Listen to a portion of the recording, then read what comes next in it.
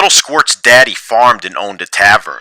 Young Marty worked here to earn. Frequently visited by lawyers and politicians, he met famous players like Alexander Hamilton and Continental Army officer Aaron Burr.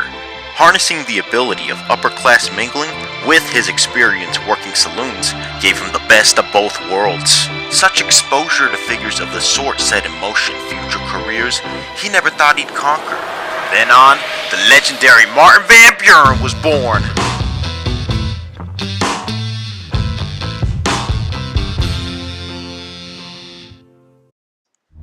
The guy would likely be labeled metrosexual in our culture nowadays, but he didn't care about the future ridiculing him.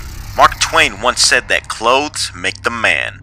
I mean, just look at this dude! He even sported large mutton chop sideburns, which was fashionable in his time. Really in tune with the people, I'd say. Democracy, governed by the people, for the people.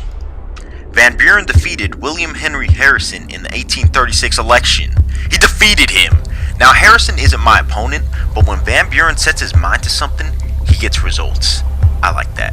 Need further explanation? Van Buren came back for seconds when he ran again in 1840. After that, ran again in 1844 for the Democratic Party, which in case you forgot, Andrew Jackson and Marty were imperative to its founding.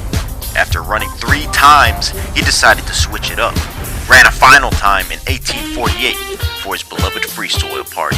Now, who else do you think of when I ask, who ran for US President at least 4 times? FDR.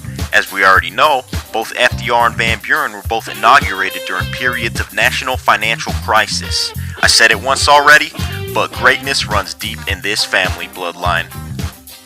For the 1852 election, old Kinderhook thought he'd sit back and give someone else a shot at presidency. Supporting the Democratic Franklin Pierce, he ended up winning.